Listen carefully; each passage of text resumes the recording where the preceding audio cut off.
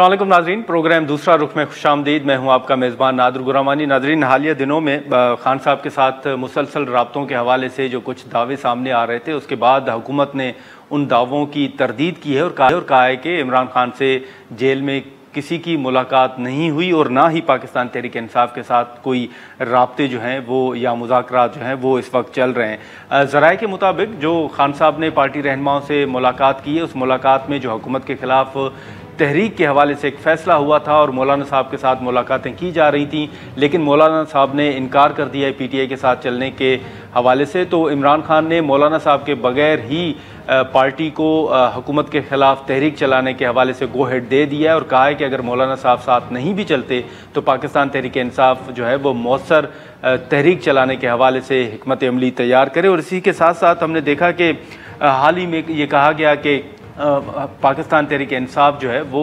Speaker कौमी assembly के खिलाफ तहरीक अदम एतमाद लाने के हवाले से गौर कर रही थी। इवन प्राइम मिनिस्टर साहब के हवाले से भी ये मामला ज़ेर गौर था, लेकिन भारत के साथ जंग के बायस उस फैसले को मौखर करना पड़ा।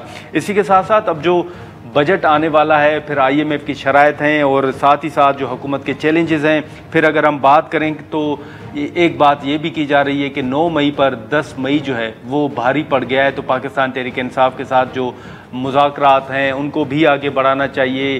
तो अब चैलेंजेस खैबर पख्तूनख्वा के अंदर सूरत हाल चल क्या रहा है और मामला आगे कैसे बढ़ेंगे, हम गुफ्तगू करते हैं। गवर्नर खैबर पख्तूनख्वा फैसल करीम कुंडी साहब हमारे साथ मौजूद हैं। कुंडी साहब, बहुत शुक्रिया वक्त निकालने का।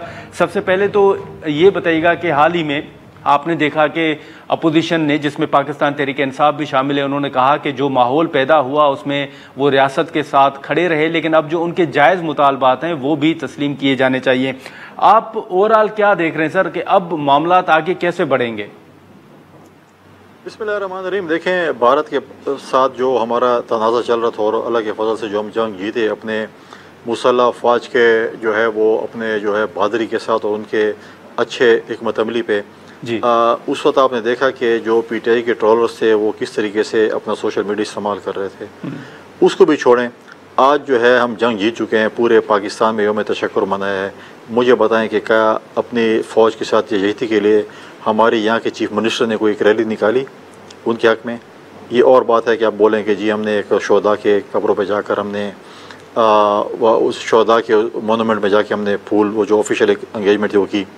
क्या यकजहती के लिए PTI ने पूरे पाकिस्तान में कहीं पे रैली निकाली? यहाँ के चीफ मिनिस्टर ने निकाली, चीज़ें नहीं हुई। तो सबको पता था कि वो क्या रोल प्ले कर रही है, क्या रोल नहीं प्ले कर रहे। तो अभी आप जाके जो है वो पराई शादी में अब्दुल्ला दीवाना वाला किरदार अदा करना चाहते हैं, वो तो नहीं होगा। मुल्क ने भी देखा और कौम ने भी देखा कि आपका क्या किरदार रहा इस पूरे सीनियरों में। ये तो ऐसा वाला माहौल था जिसमें ये कह रहे थे कि पहले उन्होंने कहा था कि हमें अमेरिका ने जो है वो निकाला है और हम एब्सोल्यूट नोट करते हैं। फिर इलेक्शन आया तो कहते हैं ट्रम्प के लिए दुआ करें कि ट्रम्प जीत जाए तो इमरान खान को रिहा करेगा, और इमरान खान जब रिहा होगा, खुदा न खास्ता हुकूमत में आएगा तो अमेरिका से आपको आज़ादी दिलाएगा।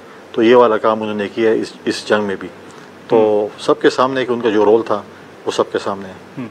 नहीं, लेकिन गवर्नर साहब, आप समझते हैं कि अब जो सूरत हाल है, जो यकजहती के हवाले से बात हो रही थी, इसी सिलसिले को आगे लेकर जाना चाहिए या PTI के साथ जो है वो बैठना चाहिए, कोई बातचीत जो है वो करनी पड़ेगी? कोई इतना ज़रूरी बात नहीं है कि उनके साथ बैठे बगैर कोई चीज़ नहीं हो सकती। उनके न होते हुए भी हमने एक जो है वो अपनी जंग जीते हैं। उनके न होते हुए हमने इकोनॉमी को ठीक किया, मुल्क को एक जो है वो एक अच्छे ट्रैक पे इकोनॉमी का हमने इसको अच्छे ट्रैक पे चढ़ाया है। ऐसा ज़रूरत नहीं। अभी जब हर उस पर अगर ये बात करें, नेशनल सिक्योरिटी में कहें कि अगर इमरान खान पे रोल पे नहीं आया या उसको प्रोटेक्शन तो उसको हो नहीं सकते, उसको न लाया गया तो हम ये चीज़ नहीं कर सकते। और इमरान खान अगर हो तो जंग ऐसे होती। तो जब वो खुद वज़ीर आज़म थे और जब नेशनल सिक्योरिटी की मीटिंग्स थी और इंडिया के साथ हमारा तनाज़ा था, तो उस वक्त उन्होंने क्या रोल प्ले किया? क्या वो किसी मीटिंग में खुद मौजूद थे? क्या उस वक्त की अपोजिशन पीपल्स पार्टी ने कहा था कि जरदारी साहब जब आएंगे पे रोल उस पर अपना उस वक्त वो MNA थे कि स्पीकर जो है प्रोटेक्शन ऑर्डर इशू करे और उसको लाए फिर हम मीटिंग में आएंगे? या PMLN ने ये कहा था कि हमारी ड्रान आएंगे तो हम मीटिंग में आएंगे? हम तो ये नहीं कहा था। तो अब ये रोना मगरमच्छ के आंसू न बहाएं। और हमेशा इन्होंने NRO मांगा है, NRO की ख्वाहिश रखते हैं, NRO उनको मिलना नहीं है। बाकी मुल्क की बेहतरी के लिए अगर वो काम करना चाहते हैं तो बिल्कुल हुकूमत उनको डेफिनेटली उनको एंगेज करेगी। तो आप समझते हैं कि PTI के बगैर भी जो मुल्की मामलात हैं या सियासी मामलात हैं वो आगे बढ़ सकते हैं?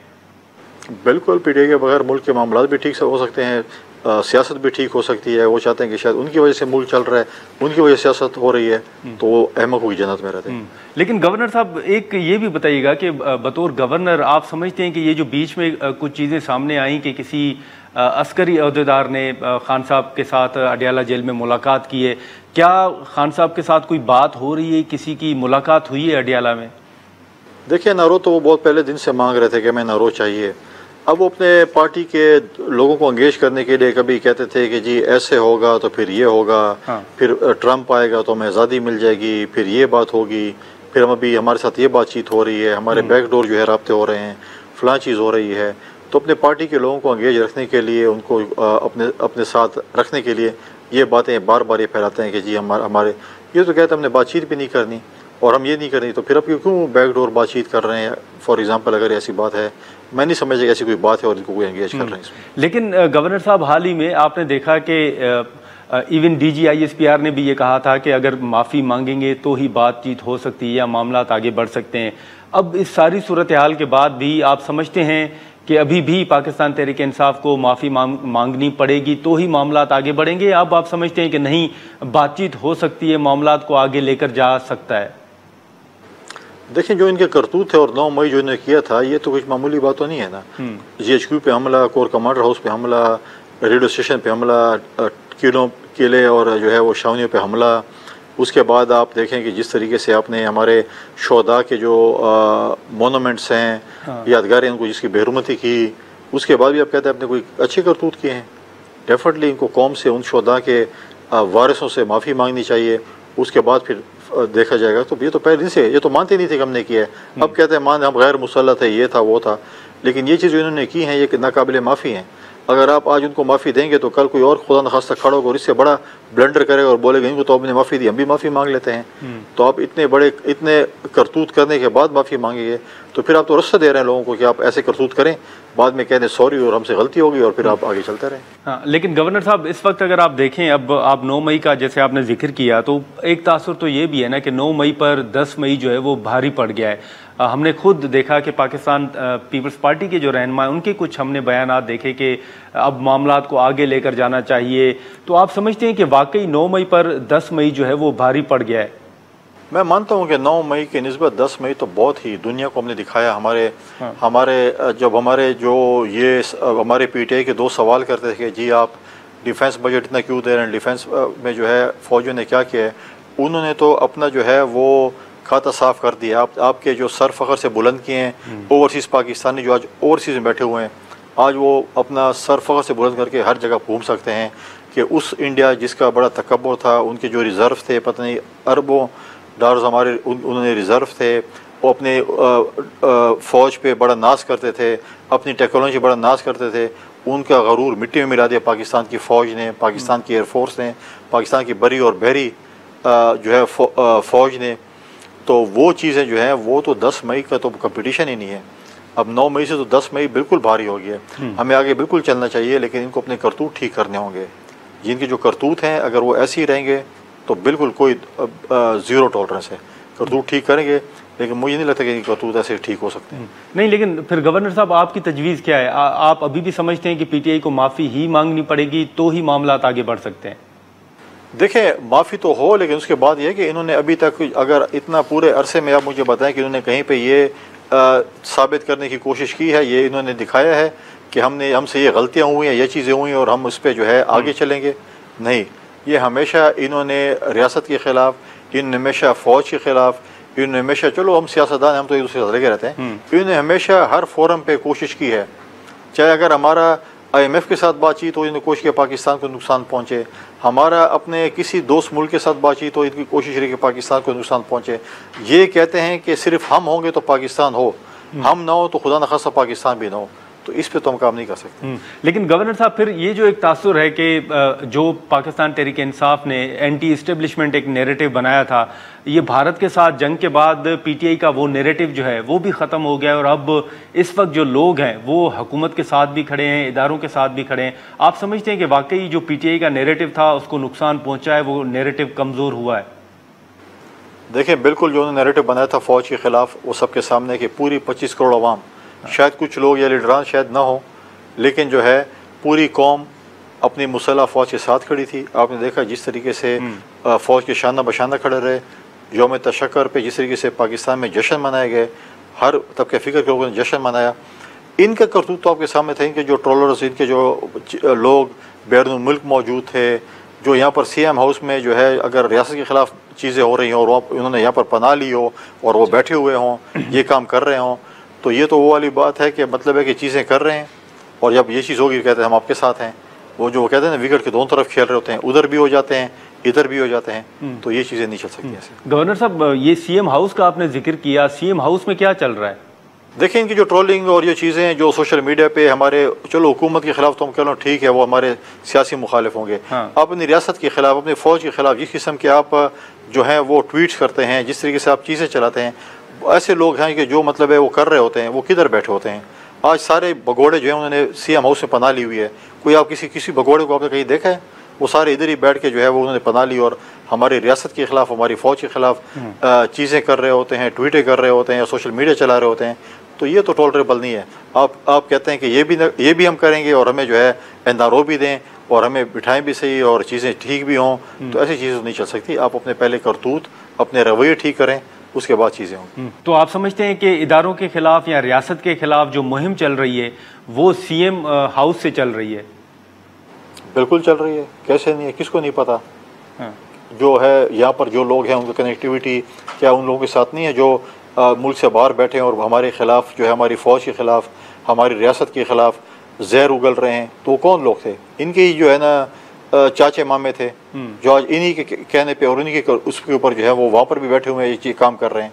कोई हमारे तो नहीं है ना, इन्हीं के लोग हैं जो ये काम कर रहे हैं। तो इनको सपोर्ट हासिल है जो ये काम कर रहे हैं। सपोर्ट हासिल ना होती तो कम से कम ये काम ना कर रहे होते।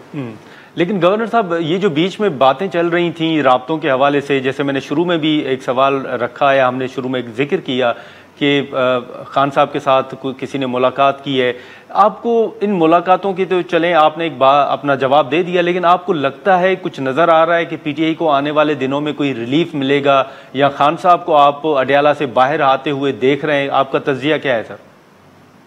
मुझे ऐसा सच कोई माहौल नज़र नहीं आ रहा। खान साहब जो उन्हें करतूत किए हैं उनकी सज़ा भुगतेंगे, उसके बाद शायद वो बाहर आएँ। तो मुझे तो ऐसे मुस्तकबिल करीब में कोई ऐसी चीज़ नज़र नहीं आ रही जिससे वो बाहर आएंगे। और वैसे जो है वो चीज़ जो है, हाँ वो अपने जो PTI के हमारे जो लोग हैं वो लगे हुए हैं, बार बार जो है वो इंगेज करना चाहते ताकि लोग, इनकी पार्टी के लोग मायूस ना हो, क्योंकि अभी जो उनको मायूसी इस जंग में हुई है तो समझ रहे हैं कि शायद लोग इनका साथ छोड़ दें, क्योंकि इनका जो रवैया रहा है, इनका जो किरदार रहा है इस जंग में, तो उसकी वजह से शायद उनको लोगों को समझ आ गई है कि ये कोई मुहिब वतन जमात नहीं है, ये सिर्फ अपनी ज़ात तक महदूद है। लेकिन गवर्नर साहब, ये जो बीच में एक तासुर दिया जा रहा था कि वज़ीर आला खैबर पख्तूनख्वा अली अमीन गंडापुर साहब जो हैं उनके राब्ते हैं, वो इस्टेब्लिशमेंट के करीब हैं, कि एक इस तरह का तासुर था। अभी भी आप समझते हैं कि गंडापुर साहब जो हैं उनकी कोई बात हो रही है या किसी मरहले पर वो इस्टेब्लिशमेंट के साथ राब्ते में हैं, कोई बातचीत चल रही है? वो विकेट के दोनों तरफ खेल रहे हैं। मैं पहले भी कई प्रोग्राम में कह चुका हूँ कि आपको जब PTI को पता चलेगा कि हमारे अंदर मीर जाफ़र और मीर सादिक कौन है तो सही पता। आप मुझे बताएं कि जो इमरान खान हमें भाषण देता था अपने जो है वो करप्शन से पाकिस्तान और इंसाफ की जमात और मेरी हुकूमत में कोई अगर ऐसा हुआ, किसी पे इल्ज़ाम हुआ तो फारिग हो जाएगा। आज सिर्फ एक ज़िले कोहिस्तान में 50 अरब का स्कैंडल है जिस पे इन्होंने, हम कहते थे पकौड़े वाला और समोसे वाला, अभी हमें पता चला ये उस वक्त ये काम कर रहे थे खुद ही। एक डंपर ड्राइवर को भी 4.5 अरब और 4 अरब रिलीज़ हुए हैं। और सिर्फ एक इस पे नहीं है, सोलर पैनल का एक जो स्कैंडल है जिसमें 19 अरब रुपए खाना चाहते थे, यहाँ की ब्यूरोक्रेसी उनको रोका है। PC1 तैयार नहीं कहते, टेंडर लगा दें। आज 16 अरब का एक और इनका स्कैंडल आया हुआ है। अपने जो है टीचर्स के एग्ज़ाम में इनके वज़रा के घर टीचर एग्ज़ाम दे रहे हैं, उनको नकल दे रहे हैं ताकि टीचर भर्ती हों और हमारे गलत टीचर भर्ती हों, नकल से पास हों ताकि हमारे बच्चों का मुस्तकबिल तारीक हो। इस किस्म के जो है इनके स्कैंडल्स आ रहे हैं। कभी गंदम बेच रहे हैं, कभी ठेके बेच रहे हैं, कभी कमीशनें खा रहे हैं, कभी नौकरियां बेच रहे हैं। तो इनका तो एजेंडा है। आज इमरान खान की वो पॉलिसी किधर गई है? या तो अली बाबा 40 चोर की हुकूमत है इस सूबे में, ऐसे दोनों हाथों से इस सूबे को लूट रहे हैं। ये तो खुश है कि इमरान खान जेल में हो ताकि हम लूट मार करते रहें और किसी को खबर भी ना हो। तो आज इमरान खान का इंसाफ किधर है? आज तो सूबे के टैक्स पेयर के पैसों को लूटा गया है, उनके हक पे डाके डाले गए हैं। तो किन लोगों को अपने वजारतों से और चीफ मिनिस्टरों से फारिग किया है? आज है ना इमरान खान बताएं हमें कि आपके सूबे की जो लूट मार हो रही है या शायद इनके अडियाला तक पैसे जा रहे होंगे तो फिर तो खुशी खुशी ये चीज़ें गुजार रहे होंगे। नाज़रीन, हम यहाँ पर एक शॉर्ट ब्रेक लेते हैं और ब्रेक के बाद भी कुछ सवालात हैं जो हम गवर्नर खैबर पख्तूनख्वा फैसल करीम कुंडी साहब के सामने रखेंगे, लेकिन उससे पहले यहाँ पर एक मुख्तसर सा ब्रेक लेते हैं। आपने देखा होगा कि शेर अफजल मरवत साहब हों या हुकूमती रहनुमा हों, वो ये दावा करते हैं कि PTI के बहुत से लोग जो हैं वो हुकूमत के साथ राब्ते में हैं। आप समझते हैं कि ये तासुर दुरुस्त है कि PTI के अंदर वो खैबर पख्तूनख्वा चैप्टर हो या वफाक का चैप्टर हो, आपको PTI के अंदर लोग कुछ नज़र आ रहे हैं जो वाकई कंप्रोमाइज्ड हैं? बहुत से लोग कंप्रोमाइज्ड हैं, बहुत से लोग कुछ डेपोटेशन पे भी हैं। हाँ। जब वक्त आएगा तो डेपोटेशंस भी वापस हो जाएंगे और कंप्रोमाइज़ भी आपके सामने आ जाएंगे। लेकिन ये जो गवर्नर साहब, ये खान साहब के हवाले से जो जिन तहफ़्फ़ुज़ात का इजहार किया जा रहा था, उनकी सेहत के हवाले से, सहूलियात के हवाले से, फिर हाल ही में आपने उनके बेटों का इंटरव्यू भी देखा होगा, उस इंटरव्यू पर क्या कमेंट करेंगे आप? ये चीज़ें चलती रहेंगी। PTI एक प्रीपेड पार्टी है, बैलेंस ख़त्म होगा तो इनको कॉल करने की सहूलत मुयसर नहीं होगी। अभी इन्होंने छुरे उठाए हुए हैं, 5 फ्रेंचाइज़ हैं, कोई पता नहीं है कौन से अथेंटिक फ्रेंचाइज़ है। एक निकलता है वो कहता है खान ने मुझे ये कहा है, दूसरे ने कहा कि खान ने मुझे ये कहा है, तीसरे ने कहा खान ने मुझे ये कहा है।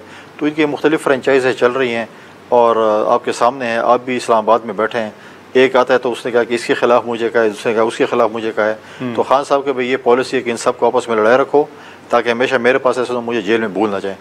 बहुत खुश हैं जो हुकूमत में खैबर पख्तूनख्वा में कि खान जेल में रहे ताकि हमारे यहाँ पे जो है वो चांदनी चली रहे, हम सूबे को लूटते रहें और ये अंदर ही रहे ताकि हम इस सूबे को अच्छी तरीके से इसका जो है वो जूस निचोड़ लें और चीज़ें जो है हम उसको करते। अब देखें यहाँ पर जो है पहले हम कहते थे ये चोर हैं, अब खुद एक दूसरे को कहते हैं। स्पीकर कहते हैं 50 अरब नहीं 700 अरब की करप्शन है। एक कहता है इसने गंदम बेच दी है मिनिस्टर ने, दूसरा कहता है इसने पेंशन खा ली है, दूसरा कहता है तनख्वाहें खा ली हैं, कोई कहता है मशीनरी बेच दी हैं।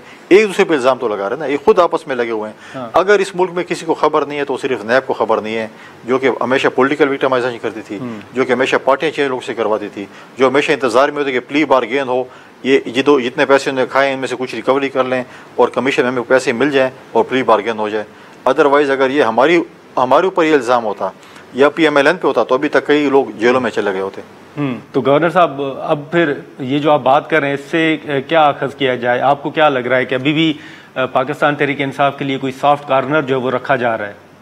बिल्कुल PTI के लिए सॉफ्ट कॉर्नर जो है, आप मुझे बताएं, जब इतना बड़ा जुलूस आता है और आप अपने चैनल नहीं जा सकते हैं, हाँ। लोग दफातर नहीं जा सकते हैं, स्कूल नहीं जा सकते, मोबाइल सिग्नल बंद होते हैं, हाँ। कंटेनर ज़्यादा शहर होता है, और जब हमारी हुकूमत के चीफ मिनिस्टर पहुँचते हैं तो उसी अगले घंटे उनको दामन नेको का रास्ता दिखाया जाता है और उनको एक फुल प्रूफ सिक्योरिटी दी जाती है और उनको प्रोटोकॉल दिया जाता है कि इस रास्ते से आप जाएँ और वापस के भी पहुँच जाएँ। तीसरी दफ़ा पहुँचा नहीं है तो ये किसकी नाअहली की वजह से पहुँचा है? अगर नाअहली नहीं है तो फिर आप समझे कि सॉफ्ट कॉर्नर वाले लोगों की वजह से पहुँचे। अच्छा, अभी हाल ही में जो एक बात पाकिस्तान तहरीक इंसाफ ने की कि स्पीकर के खिलाफ जो वो तहरीक अदम एतमाद लाई जाएगी, हमने देखा कि कल स्पीकर साहब का भी एक बयान सामने आया कि अगर PTI मेरे खिलाफ तहरीक अदम एतमाद लाना चाहती है तो वो अपना शौक़ पूरा कर ले, लेकिन शायद अपने PTI के लोग जो हैं वो PTI के साथ भी खड़े ना हों। इससे पहले, जैसे मैंने पहले भी आपके सामने ये सवाल रखा कि शेर अफजल मरवत साहब जो हैं वो PTI के, चले अब तो उनको निकाल दिया गया है, लेकिन पहले भी जब वो करीब रहे थे और उसके बाद भी उन्होंने कई दफ़ा ये सवालात उठाए हैं कि PTI के अंदर जो है वो डिवीज़न मौजूद है, लोग जो हैं वो टूट रहे हैं। हुकूमती रहनुमा भी ये दावा कर रहे हैं कि PTI के अंदर कुछ लोग हैं जो टूट चुके हैं, 20 के करीब ये दावा किया जा रहा है। आपको लग रहा है कि वाकई वो MNAs हों या सूबे में जो अराकीन हैं सूबाई असम्बली के या यहाँ पर कौमी असम्बली के अराकीन हैं, क्या PTI के अराकीन वाकई टूट चुके हैं कुछ लोग, या कुछ लोग वाकई वफाकी हुकूमत के साथ राब्तों में हैं? बिल्कुल टूटे फूटे हुए हैं। हाँ। माइंस बिल जो कि हुकूमत वफाक के साथ उन्होंने वादा किया था CM साहब ने कि मैंने ये पास कराना है, यहाँ तक कि 1-1 करोड़ रुपए अपने मेंबरान को रिश्वत देना चाहते थे फंड्स की, उसमें डेवलपमेंट फंड्स की, उन्होंने उसको ठुकरा के हम बिल पास नहीं करेंगे। अब CM साहब ने नौकरी करनी है, बिल पास कराना है, उधर मेंबरान के साथ जो है वो मान नहीं रहे बिल पास कराने में। तो आप देख लेना सबके सामने है कि पहले उन्होंने अगर किसान बिल जो है वो पास कराया या बाकी बिल पास कराए, जो भी इनको टारगेट दिया गया था इस्लामाबाद से, सब जो है उन्होंने बड़े आसान तरीके से निभाए हैं। तो इस टारगेट में जो है वो नहीं कर सकते, इसका मतलब है कि मेंबरान के साथ नहीं है। तो आप समझते हैं कि अगर ये बिल मंजूर नहीं होता तो CM के ऊपर भी असर पड़ेगा? नौकरी में CR में कुछ नंबर कम होंगे मेरे ख्याल में। हाँ। हाँ, लेकिन अब ये जो गवर्नर साहब एक तासुर दिया जा रहा है, हाल ही में जैसे असद कैसर साहब ने और दीगर रहनुमाओं ने मौलाना साहब के साथ मुलाकातें की, उनको तहरीक चलाने के हवाले से कायल करने की कोशिश की गई, मौलाना साहब ने वक्त मांगा था। अब उसके बाद मौलाना साहब ने तो चले एक फ़ैसला कर लिया कि वो पीटीआई के साथ आगे नहीं बढ़ेंगे। आपको क्या लगता है कि मौलाना साहब और पीटीआई का इत्तेहाद जो है वो क्यों नहीं बन सका? मौलाना साहब के तहफ़्फ़ुज़ात आपकी नज़र में वो क्या हो सकते हैं? आपकी अंडरस्टैंडिंग क्या है गवर्नर साहब? मौलाना साहब बड़े ज़ीरक सियासतदान है, मैं हमेशा आपसे कहता हूँ, और वो चुन चुन के पीटीआई से बदले ले रहे हैं। पीटीआई भी बड़े अपने आप को होशियार समझती है। हाँ। पीटीआई ने 2 चैप्टर बनाए थे, एक इस्लामाबाद चैप्टर और एक केपी चैप्टर। इस्लामाबाद चैप्टर के मौलाना साहब के पाँव पड़ता था, उनके पाँव दबाता कि हमें जो है इस गर्दाब से निकालें, आप हमारे मसीहा हैं। और केपी चैप्टर को कहते थे कि आप इनको गालियाँ निकालें, बुरा भला कहें। तो दोनों जो है वो मतलब है कि एक ऐसे ज़ीरक सियासतदान के साथ खेलना चाहते थे। और जो मतलब है कि उन्होंने मौलाना साहब के साथ किया, हक तो ये पहले तो माफ़ी मांगे कि जो मौलाना साहब के खिलाफ हमने जो बातें की थी। ये तो कहते हैं मौलाना साहब के पीछे नमाजें भी नहीं होती, वहाँ पर तो तरावी भी पढ़ रहे होते थे और नफले भी पढ़ रहे होते, सब कुछ कर रहे थे। अब वो हज़रत मौलाना फजल रहमान के लिए बन गए। तो हम कहते हैं जमहूरियत बेहतरीन इंतकाम है। तो हमने दिखाया कि जमहूरियत बेहतरीन इंतकाम ऐसे ही है कि वही पीटीआई वाले जो स्टेज पर खड़े होकर चीख रहे होते थे, वो उनके दरबार में किस तरीके से हाज़िरी करते हैं और चीज़ें करते हैं। तो मौलाना फजल रहमान बड़े सीरियस से ना वो इनको ऐसे घुमा फिरा के जो है ना लाएंगे। और आप अभी देखें कि उन्होंने इनकार किया। इनकार करने के बाद किधर गया वो ग्रैंड अलायंस इनका? एक मौलाना के इनकार के बाद तो इनके साथ जमात ही नहीं रह गई कि जिनके साथ वो इत्तेहाद करके ग्रैंड अलायंस बने। तो गवर्नर साहब, ये जो मौलाना साहब ने इनकार किया है पीटीआई के साथ ना चलने के हवाले से, फिर उसके बाद भी हमने देखा कि पीटीआई की अपनी एक मुलाकातें हो रही हैं। आप समझते हैं कि अगर पीटीआई के साथ मौलाना साहब नहीं चल रहे या दीगर जमातें चल रही हैं, तो मौलाना साहब की अदम मौजूदगी में जो पीटीआई की हुकूमत के खिलाफ मुमकिन तहरीक है वो उतनी मौसर साबित नहीं होगी?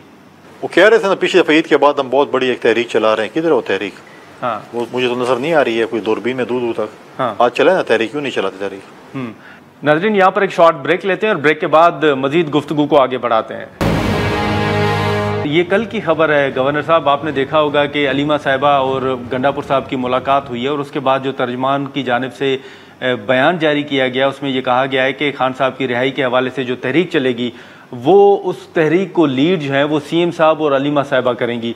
एक तो इस पर कमेंट कीजिएगा। दूसरा, एक ये जो तासुर दिया जाता है कि अलीमा साहिबा का सियासत से कोई लेना देना नहीं। अब आप समझते हैं, आपको नज़र आ रहा है कि अलीमा साहिबा भी सियासत में आ चुकी हैं या वो तहरीक को लीड करेंगी, तो कितनी मौसर वो हो सकती है तहरीक? देखिए वो रखी हो, लेकिन मुझे ये कंपनी चलते नज़र नहीं आ रही। जो 2 बंदों के आप नाम लिए, ये कंपनी जो है इनका जॉइंट वेंचर मुझे चलता हुआ नज़र नहीं आ रहा। लेकिन गवर्नर साहब, ये जो इस सारी सूरत हाल के दौरान आपने देखा कि चलें जहाँ पर हमने पीटीआई का या अपोजिशन जमातों का रियासत के साथ खड़े होने की बात की जंग के दौरान, अब उसके बाद मुसलसल मियाँ साहब के ऊपर एक तनकीद की जा रही है कि मियाँ साहब खामोश रहे जंग के दौरान, उनका कोई बयान जो है वो सामने नहीं आया, किसी मरहले पर उन्होंने बात नहीं की। ये जो इस हुकूमत के ऊपर या ख़ास तौर पर मियाँ साहब के ऊपर खामोश रहने के हवाले से तनकीद है पीटीआई की, आप समझते हैं कि ये तनकीद जायज़ है? देखिए उनको अब जो है वो यही तनकीद करेंगे, उनके पास और क्या है? इमरान खान ने क्या रोल प्ले किया? आपके जो आपके वीलॉगर्स और आपके जो सोशल मीडिया के एक्टिविस्ट मुल्क से बाहर बैठे थे, वो क्या किरदार अदा कर रहे थे?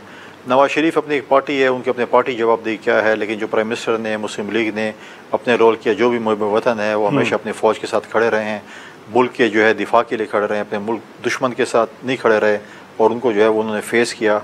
हर फोरम पे, हर जगह पे, हर किसी ने किया। आपने देखा कि चेयरमैन बिलावल भुट्टो ज़रदारी साहब ने जिस तरीके से इंटरनेशनल मीडिया पे पाकिस्तान का मुकदमा पेश किया, वो भी आपके सामने। हर शख्स ने, हर पार्टी ने अपना अपना एक रोल प्ले किया है, उन्हें भी किया। अगर मियाँ साहब ने स्टेटमेंट नहीं दी है तो उसका क्या मतलब है कि वो नहीं है?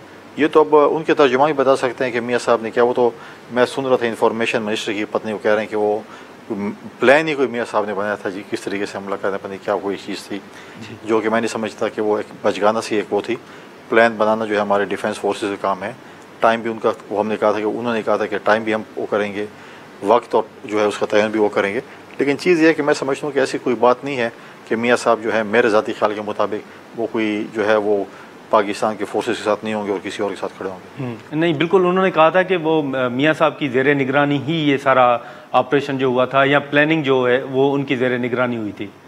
अच्छी बात, उनको ज़्यादा पता होगा, मैं नहीं पता। लेकिन गवर्नर साहब ये भी बताइएगा कि चलें अब पीटीआई और हुकूमत के मामला तो हमने उस पर बात की, लेकिन ख़ुद बतौर इत्तेहादी जमात जो पाकिस्तान पीपल्स पार्टी के तहफ़्फ़ुज़ात हैं, हमने देखा कि वो पंजाब के हवाले से हों, सिंध के हवाले से हों, नहरों का मामला तो चलें वो हल हुआ, लेकिन अब जो आपके तहफ़्फ़ुज़ात थे, कमेटियाँ भी बनी, आप समझते हैं कि पीपल्स पार्टी के जो तहफ़्फ़ुज़ात हैं वफाकी हुकूमत के साथ वो दूर हो गए हैं? देखिए, चेयरमैन साहब ने कमेटी बनाई थी और हमारी कोशिश रही कि तहफ़्फ़ुज़ात दूर हों, चीज़ें हों। मुश्किलात हैं, चीज़ें इतनी बेहतरी की तरफ नहीं जा रही हैं। कोशिश है हमारी कि चीज़ें बेहतरी की तरफ हों। पहले देखिए, आप नहरों का मसला था, आप और हम प्रोग्राम का सीसीआई की मीटिंग कॉल करें, चीज़ें हल हो जाएंगी जी। तो उन्होंने नहीं की। चौक चौराहों पर जाकर, जलसों में जाकर जब प्रेशर बना तो चीज़ें हुई जी। तो हमारे भी यहाँ पे बहुत से इशूज़ हैं जो पंजाब के हवाले से भी हैं, केपी के हवाले से भी हैं। चीज़ें हम कोशिश करते हैं कि बेहतरी की तरफ जाएँ।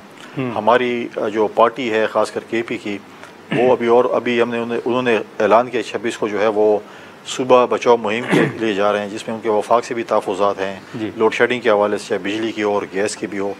बाकी भी हैं जो मर्ज डिस्ट्रिक्ट के हवाले से भी हैं, सूबे के हवाले से भी, जो सूबे ने करप्शन की जो है इंतहा कर दी है, सूबा मिलिटेंट्स के हवाले कर दी है। बहुत सी ऐसी चीज़ें जो है वो उस पर भी जो है वो हमारे पार्टी उस पर करे। लेकिन हमारे तहफ़्फ़ुज़ात, हम जाते हैं, कोशिश करते हैं, प्राइम मिनिस्टर से भी मिलते हैं। प्राइम मिनिस्टर की जो है वो कोशिश है कि चीज़ें हल हों, लेकिन टीम उनकी सुस्त है, प्राइम मिनिस्टर के जो भी कहें। खैबर ख्वाह के जो तहफ़्फ़ुज़ात हैं वो अभी तक जो है हमारे पीपल्स पार्टी के और पीएमएलएन के ऐसे सच दूर नहीं हुए। लेकिन गवर्नर साहब, अब इस सारी सूरत हाल के बाद जो भारत के साथ जंग हुई, जो उसमें कामयाबी हुई, उसके बाद आप समझते हैं कि इस वक्त हुकूमत जो है वो मज़ीद मजबूत हो चुकी है, और ख़ास तौर पर जो एक तहरीक लाने की बात की जाती है, हुकूमत के ख़िलाफ़ तहरीक चलाने की बात की जाती है, आप समझते हैं कि आने वाले दिनों में शहबाज शरीफ साहब के लिए कोई ख़तरा नहीं है? देखिए, पाकिस्तान में पॉलिटिक्स है कि डे टू डे अफेयर होता है। आज तो ठीक है, कल को कोई पता नहीं है, लेकिन ऐसा जब भी मैं देख रहा हूँ तो मैं समझता हूँ कि चीज़ें उनके लिए अभी तक स्मूथ हैं। हमारा जो एक इत्तेहाद है वो चल रहा है, और हम कोशिश हमारी है कि हम उसको बरकरार रखें और आगे चलें।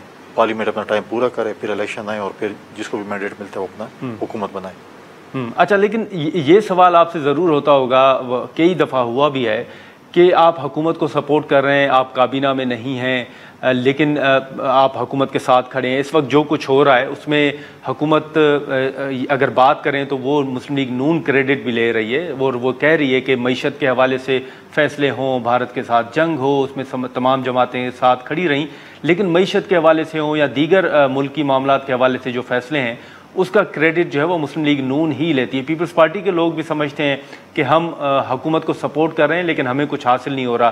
तो अब ये जो नैरेटिव है, कल अगर मुस्लिम लीग नून जाती है इलेक्शन में तो वो तो ये सारी कामयाबियां गिनवाएगी। गवर्नर साहब, आप हुकूमत को सपोर्ट कर रहे हैं, आप खुद कहते हैं कि आपका हुकूमत से कोई लेना देना नहीं, आप सिर्फ सपोर्ट कर रहे हैं, तो फिर आपका नैरेटिव क्या होगा? आप समझते हैं कि आपको हुकूमत का साथ देकर सियासी तौर पर कोई नुकसान हो रहा है? नहीं, हमने अगर नैरेटिव है या हमने जो काम किया हमने पाकिस्तान के लिए किया, हमने किसी जमात के लिए नहीं किया। अगर जंग की बात आई तो पाकिस्तान की बात थी, किसी हुकूमत की बात नहीं थी, किसी चीज़ की नहीं थी। उसमें पाकिस्तान का हर शहरी जो है उस जंग में जो है अंगेज था। हमने पाकिस्तान का मुकदमा लड़ा है। बिलावल भुट्टो जरदारी साहब ने दलील और दलाल के साथ मुका। आज आप देखें कि दोबारा वज़ीर-ए-आज़म साहब ने उनको अपने उस कमेटी का हेड बनाया कि जो दुनिया में जाकर पाकिस्तान का मुकदमा लड़ेंगी वो कमेटी। इससे पहले उनके नाना शेख ज़ुल्फ़िकार भुट्टो ने पाकिस्तान का मुकदमा लड़ा, उनकी वालदा ने मोहतरमा महबूब शहीद ने पाकिस्तान का मुकदमा लड़ा। अब बिलावल भुट्टो जरदारी साहब पाकिस्तान का मुकदमा लड़ेंगे, अपने डेलीगेशन के साथ जाकर वो करेंगे। तो हमने जब भी कोई बात की, हमने पाकिस्तान की जमहूरियत के लिए बात की है, हमने पाकिस्तान के लिए बात की, हमने शख्सियात या पॉलिटिकल पार्टीज़ के लिए नहीं किया है। हम चाहते हैं कि जमहूरियत चले। मसाइल मुश्किलात इत्तेहादी जमातों में होते हैं, लेकिन हम कहते हैं कि जमहूरी प्रोसेस चलता रहे। अगर फॉर एग्ज़ाम्पल आप मुझे बताएं, आज अगर हम उनसे विड्रॉ भी होते हैं तो क्या हम पाकिस्तान इसका मुतामिल है कि पाकिस्तान में आइंदा इलेक्शन हो जाए? मैं नहीं समझता कि हम इस वक्त इलेक्शन के लिए पाकिस्तान तैयार है। तो हम चाहते हैं कि चीज़ें हों, और जब नैरेटिव की बात आई, जब हम इलेक्शन में जाएंगे तो अपना नैरेटिव कौम के सामने रखेंगे। कौम इतनी बेवकूफ़ नहीं है जो चीज़ों को नहीं समझती। इस वक्त कौम जो है वो बड़ी शऊर वाली कौम है, वो हर चीज़ को समझती है। चलें, ठीक है गवर्नर साहब, बहुत शुक्रिया वक्त निकालने का। नाज़रीन, गवर्नर खैबर पख्तूनख्वा फैसल करीम कुंडी साहब की गुफ्तगू आपने सुनी। अब हम यहाँ पर एक शॉर्ट ब्रेक लेंगे और ब्रेक के बाद हम बात करेंगे कि जो मौलाना साहब पाकिस्तान तहरीक इंसाफ के साथ नहीं चल सके, जो उन्होंने फ़ैसला किया और उन्होंने जो बात की है वो ये की है कि पीटीआई वो जमात है जिस जमात में यकसुई नहीं है और इख्तियार भी नहीं है फैसले करने का, तो उस जमात के साथ इत्तेहाद जो है वो किस तरह हो सकता है? एक तो मौलाना साहब के ये तहफ़्फ़ुज़ात हैं, दूसरा हुकूमत के ख़िलाफ़ तहरीक चलाने के हवाले से अब जो ग्रैंड अलाइंस है अपोजिशन का, वो क्या सोच रहा है, किस तरह आगे बढ़ा जाएगा? फिर असद कैसर साहब के जो बयानात थे कि वज़ीर आज़म साहब के ख़िलाफ़ और स्पीकर साहब के ख़िलाफ़ तहरीक अदम एतमाद लाने का फ़ैसला हुआ था, लेकिन जंग के बायस वो फ़ैसला मौखर करना पड़ा। तो अब जो अपोजिशन की हिकमत अमली है वो क्या होगी? असद कैसर साहब का बयान हो, मौलाना साहब के तहफ़्फ़ुज़ात हों, इन तमाम चीज़ों पर हम गुफ्तगू करेंगे और सीनियर सियासतदान मुस्तफ़ा नवाज़ खोखर साहब हमें ज्वाइन करेंगे। प्रोग्राम में एक बार फिर खुशामदीद नाज़रीन। गवर्नर खैबर पख्तूनख्वा फैसल करीम कुंडी साहब की गुफ्तगू आपने सुनी। अब जो इस वक्त पार्लियामेंट के अंदर या बाहर जो अपोजिशन की जानिब से बात हो रही है कि प्राइम मिनिस्टर साहब और स्पीकर के खिलाफ तहरीक अदम एतमाद लाने के हवाले से फ़ैसला हुआ था, लेकिन भारत के साथ जो जंग का एक माहौल था उसके बाद उस फैसले को मौखर करना पड़ा। फिर मौलाना साहब जो हैं वो पाकिस्तान तहरीक इंसाफ के साथ नहीं चल रहे। तो इस सूरत हाल में अपोजिशन इत्तेहाद जो है, हाल ही में जो मुलाकातें हुई, हुकूमत के खिलाफ एक तहरीक चलाने का ऐलान किया गया था, वो कितनी मौसर होगी? और एक ये जो नैरेटिव जो एक बात की जा रही है कि भारत के साथ जंग के बाद इस वक्त हुकूमत जो है वो मज़ीद मजबूत हुई है, और जो पीटीआई का नैरेटिव था या जो अपोजिशन का ओवरऑल अगर बात करें उनका नैरेटिव था, वो नैरेटिव जो है वो कमज़ोर हुआ है। हम इस इशू पर बात करेंगे। सीनियर सियासतदान मुस्तफ़ा नवाज़ खोखर साहब हमारे साथ मौजूद हैं। बहुत शुक्रिया खोखर साहब वक्त निकालने का। सर, ये बताइएगा कि हमने देखा कि बीच में तमाम जमातें जो हैं वो यकजहती के तौर पर कहें या जो एक भारत के साथ जंग का एक माहौल था उसमें रियासत के साथ खड़ी रहीं, लेकिन अब एक बार फिर हम देख रहे हैं कि बयानात एक दूसरे के खिलाफ नज़र आ रहे हैं। वैसे आपको नज़र क्या आ रहा है कि ये इस माहौल में फिर सर ये सियासी इस्तेकाम के हवाले से मामलात आगे कैसे बढ़ पाएंगे? जी शुक्रिया नादिर भाई। सबसे पहली बात तो ये है कि जंग के दौरान कशीदगी जब अरूज पे थी और भारत पाकिस्तान पे हमला आवर था, तो अपोजिशन ने पाकिस्तान के साथ खड़े होकर कोई एहसान नहीं किया। ये हमारा कौमी फरीजा था और हम पहले से अब इस बात पे बड़े क्लियर थे कि जब भी पाकिस्तान की सोवरेनिटी को चैलेंज किया जाएगा, उसके ऊपर कोई खतरा मंडलाएगा, तो हम एक होकर खड़े होंगे। तो हम पहले दिन से इस सारे मामले में बड़े क्लियर थे और हम साथ ही साथ ये भी कहता चलूं कि हम अपनी जो अफवाज हैं, जो एयरफोर्स हैं, जो नेवी है, जो सारी की सारी सूरत हाल में किसी भी चैलेंज से निपटने के लिए तैयार थी, हम उनके किरदार को भी सराहते हैं, उनकी तारीफ भी करते हैं।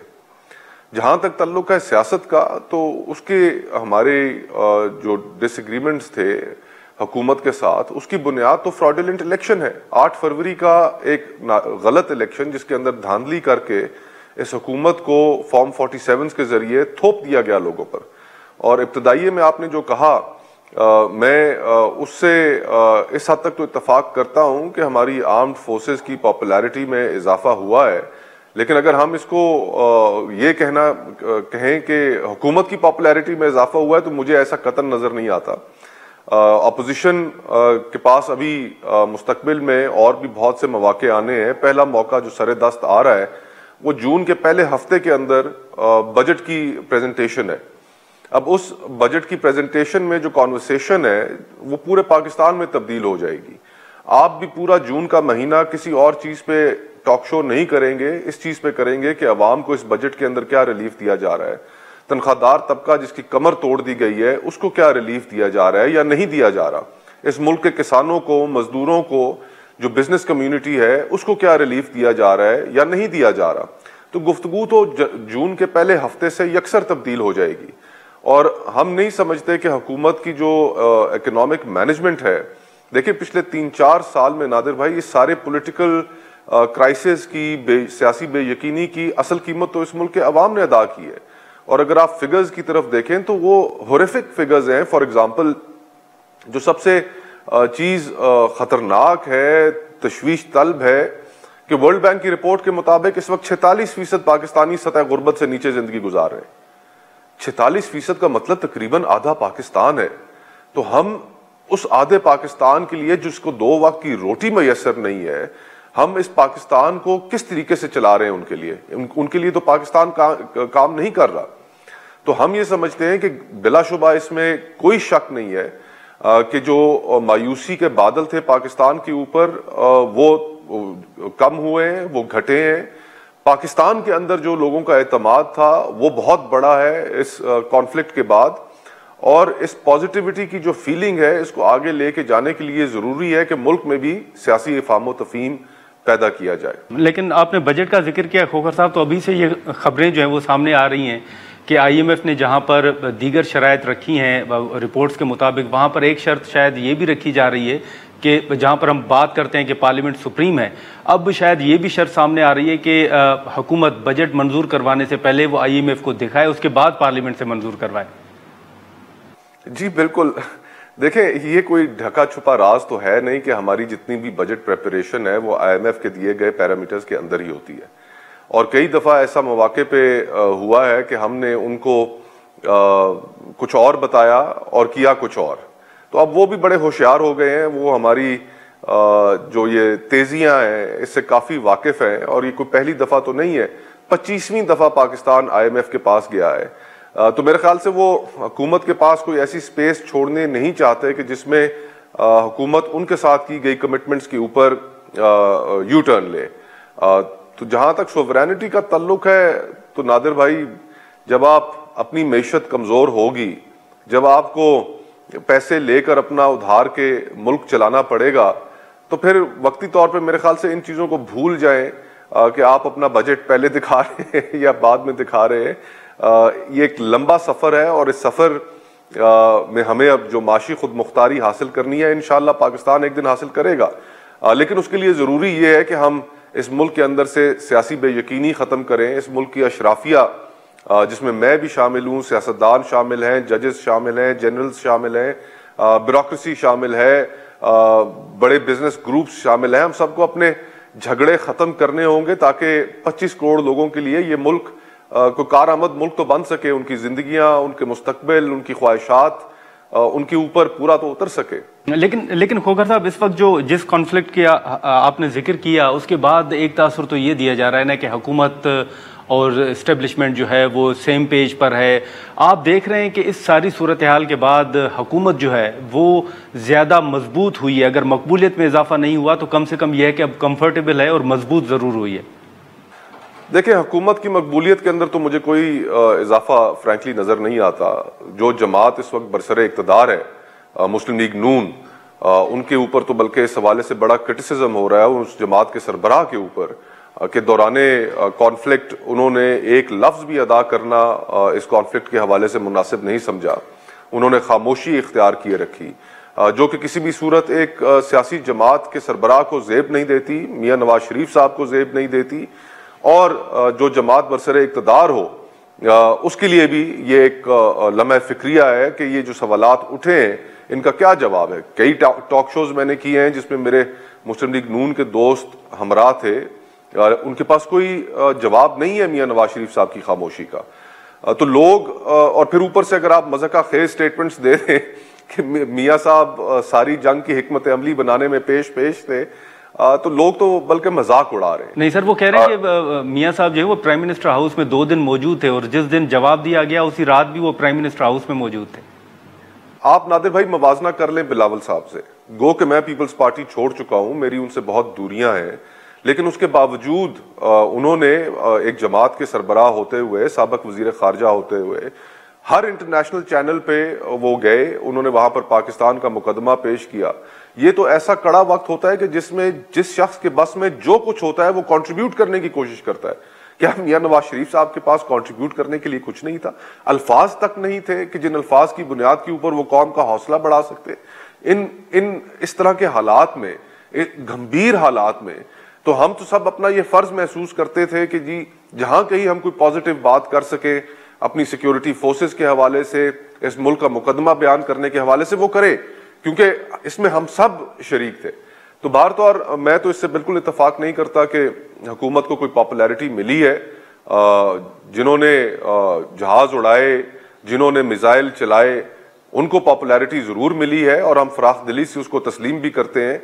फॉर्म 47 वाले घुसपैठियों को कोई तस्लीम नहीं करता, ना ही उनकी पॉपुलैरिटी को। और ऐसे माहौल में आपको ये भी नहीं लगता कि जो पीटीआई का एक नैरेटिव था, जैसे हुकूमती रहनुमा ये दावा कर रहे हैं कि एंटी इस्टेब्लिशमेंट एक नैरेटिव था, वो कमज़ोर हुआ है? और दूसरा, आप समझते हैं कि इस सूरत हाल के बाद लोगों के जो सवालात थे वो इंतखाबात के हवाले से हों या दीगर सवालात हों, वो शायद अब मामलात पीछे पड़ गए हैं, या आप समझते हैं कि उसमें थोड़ी कमी आई है नैरेटिव में?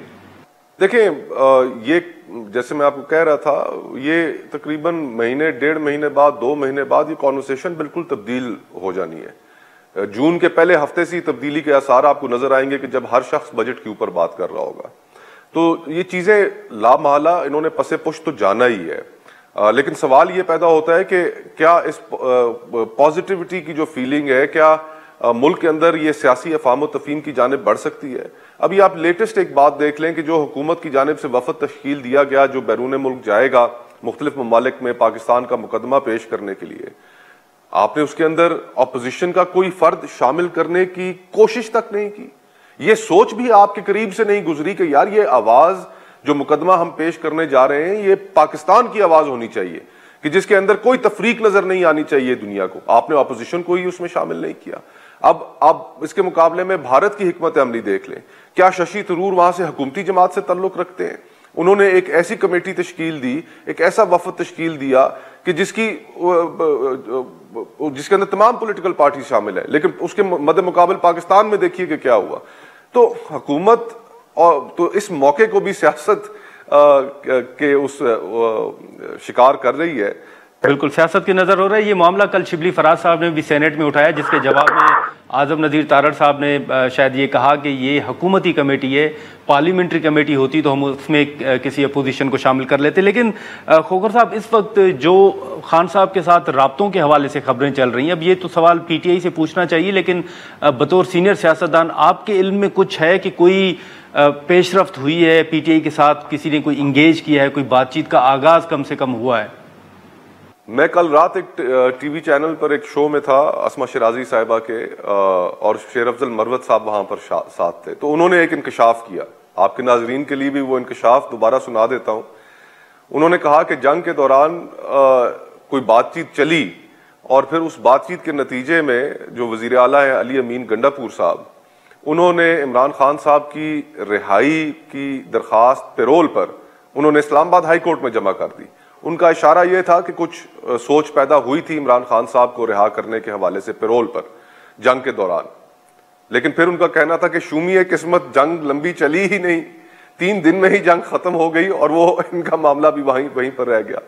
बहरहाल अभी इस पे कुछ लोग हैं जो वसूख से बात कर रहे हैं, कह रहे हैं कि जी राब्ते हुए हैं। कुछ लोग हैं जो इसको डिनाई कर रहे हैं कि कोई ब्रीदिंग स्पेस जो है वो तहरीक इंसाफ को या इमरान खान साहब को नहीं दी जाएगी। मेरे पास तो कोई ऐसी फर्स्ट हैंड इंफॉर्मेशन नहीं है कि जिसकी बुनियाद पे मैं ठोक बजा कर कह सकूं कि ये सूरत हाल है। बहरहाल तहरीक इंसाफ को अपनी पॉलिटिक्स के ऊपर गौर करना चाहिए। जो आने वाला बजट है उसके हवाले से अपनी हिकमत अमली को मजबूत रखना चाहिए। अपोजिशन के साथ राब्ते मजीद बढ़ाने चाहिए। और फ्रैंकली ये जो एहतजाजी तहरीक की बात हो रही थी, आज के दिन में अपोजिशन के पास वो मोमेंटम नहीं है। उसके लिए मोमेंटम बनाने के लिए आपको चंद माह दरकार होंगे। हुकूमत गलतियां करेगी, बजट के अंदर अवाम को रिलीफ नहीं दे पाएगी। तो इस तरह की चीजें जब मिलकर मोमेंटम बनाएंगी तो तब फिर अपोजिशन का बाहर निकलने का वक्त भी होगा। अभी इन तमाम दीगर चीजों पर गौर करना चाहिए। लेकिन खोखर साहब, एक आखिरी सवाल होगा कि असद कैसर साहब का बयान अगर यकीनन आपकी नज़र से गुजरा होगा कि इस जंग से पहले वज़ीर आज़म के खिलाफ और स्पीकर कौमी असम्बली के खिलाफ तहरीक अदम एतमाद लाने के हवाले से कोई बात शुरू हुई थी और उस पर गौर कर रहे थे, लेकिन जंग की वजह से वो फैसला जो है वो मौखर करना पड़ा। पीटीआई ने या ओवरऑल अपोजिशन ने किसी मरहले पर आप लोगों को भी एतमाद में लिया था कि वो प्राइम मिनिस्टर साहब के खिलाफ या स्पीकर के खिलाफ कोई तहरीक लाने जा रहे हैं? इसके ऊपर जरूर गुफ्तगू हुई थी, अपोजिशन के दरमियान गुफ्तगू हुई थी और बड़ी इस मामले के ऊपर एक क्लोज कोऑर्डिनेशन भी थी कि स्पीकर साहब के खिलाफ तहरीक अदम एतमाद लेकर आई जाए। और वो वक्त भी ऐसा था कि जिस वक्त में हुकूमत के पीपल्स पार्टी से भी इख्तलाफात चल रहे थे, तो वो एक ऑपर्च्यून टाइम था। अभी क्योंकि बजट पेश होना है, मेरा ख्याल है कि अभी वो उस तरह की टाइमिंग के हवाले से जरा इस डिसीजन को दोबारा कंसिडर करने की जरूरत है। ये बात डिस्कस जरूर हुई थी, इसके ऊपर आगे बढ़ने का भी फैसला किया गया था, लेकिन अब उसकी टाइमिंग को रिविजिट करना चाहिए मेरे ख्याल में। ठीक है खोखर साहब, बहुत शुक्रिया सर। खोखर साहब ये समझते हैं कि इस वक्त जो वक्त है वो शायद उतना मोमेंटम नहीं है हुकूमत के खिलाफ तहरीक चलाने के हवाले से, लेकिन जो बजट आने वाला है उस बजट में या आने वाले दिनों में हुकूमत जो है वो आवाम को रिलीफ देने के हवाले से या मज़ीद कुछ गलतियां ऐसी ज़रूर करेगी कि हुकूमत के हवाले से जो आवाम के तहफ़्फ़ुज़ात हों उनमें इजाफा हो। तो उसके बाद 2 से 4 माह दरकार होंगे कि पाकिस्तान तहरीक इंसाफ या ओवरऑल अपोजिशन को हुकूमत के खिलाफ तहरीक चलाने के हवाले से कुछ आसानियाँ जो हैं वो पैदा हो सकती हैं। आज के प्रोग्राम में इतना ही, इजाज़त दीजिए, अल्लाह हाफ़िज़।